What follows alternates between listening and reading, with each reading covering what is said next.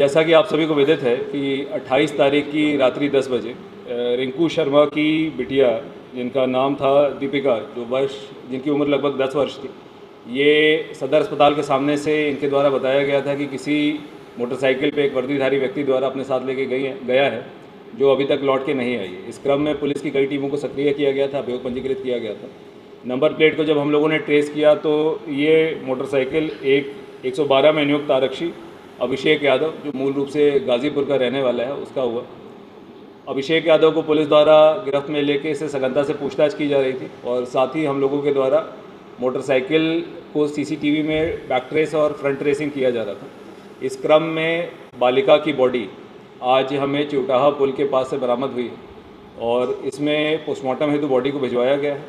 और परिजनों से प्राप्त तहरीर में समुचित धाराओं को बढ़ाते हुए अभियुक्त की गिरफ्तारी करते हुए अग्रिम विधिक कार्रवाई की जा रही है।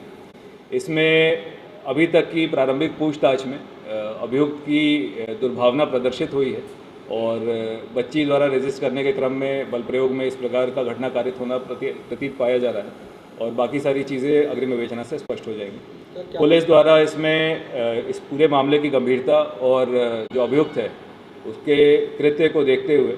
कठोरतम कार्रवाई करते हुए इसके विरुद्ध फास्ट ट्रैक कोर्ट के माध्यम से विवेचना का निस्तारण और कठोरतम कार्रवाई की पैरवी की जाएगी। इसमें इसकी बर्खास्तगी के लिए आज तत्काल फाइल मूव की जा रही है और इस प्रकार के कृत्य करने वाले व्यक्ति को तत्काल विभाग से बर्खास्त करते हुए और साथ में इसमें आवश्यकता अनुसार एनएसए की कार्रवाई को भी अमल में लाया जाएगा। 2025 जनवरी में इसके द्वारा एक बालिका के साथ अभद्रता और फर्जी नंबर प्लेट का अभियोग पंजीकृत करते हुए जेल भेजा गया था, जिसके बाद ये सस्पेंड भी हुआ था और पिछले वर्ष सितंबर में ये बहाल होकर विभागीय कार्रवाई के अधीन रहते हुए 112 में अपनी सेवाएं दे रहा है।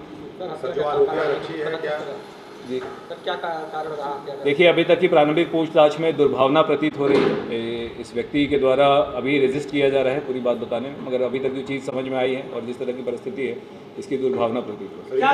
1 महीने में 3 हत्या भरोसे में लेके किया गया, भरोसे का कत्ल माना जाए। देखिए, इसके पहले जो एक सहजनवा वाली हत्या है वो उसके घर के अंदर के ही किराएदार थे। जो अंशुमन सिंह बालक की जो हत्या हुई थी उसके घर में काफ़ी समय से रह रहे थे और जो दूसरी एक खजनी वाली जो वैभव वर्मा की जो हत्या थी उसमें जिस सर्वेश भट्ट का नाम आया था,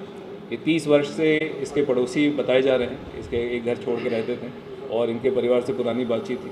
तो इस प्रकार की दोनों घटनाओं में और इस वाली घटनाओं में भी पुलिस द्वारा अभियुक्तों को तत्काल गिरफ्तार करते हुए उसमें अग्रिम विधिक कार्रवाई की जा रही है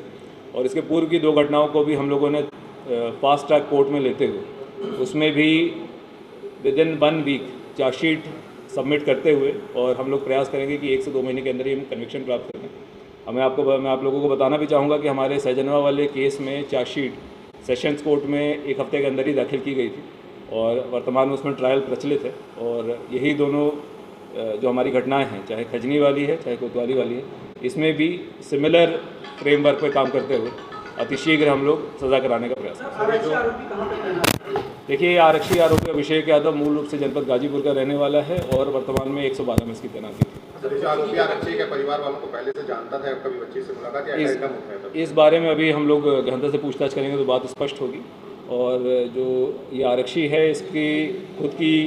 7 वर्ष की बेटी है जो वर्तमान में गाजीपुर में रहती है और बाकी इसमें जो अन्य कारण है और इसकी विकृत मानसिकता का जो कारण है उसको भी स्पष्ट करेंगे। देखिए, पुलिस के पास सूचना आने के तत्काल बाद से ही पुलिस द्वारा सीसीटीवी कैमरा फुटेज ये देखना जाना शुरू कर दिया गया था और कल इसमें मीडिया वालों के माध्यम से भी जब हमारे संज्ञान में डाला गया तो आप लोगों के साथ भी बैठ के परिवार की सारी पीड़ा और सारी चीज़ों को समझते हुए इसमें पुलिस ने अत्यंत सक्रियता से कार्य करने का प्रयास किया है और इसमें कल परसों रात से लेके आज सुबह 4 बजे तक लगभग 200 से अधिक कैमरों को देखा भी गया और जिसके कारण हम लोग त्वरित रूप से इस पूरे घटना का अनावरण करने में सक्षम हैं।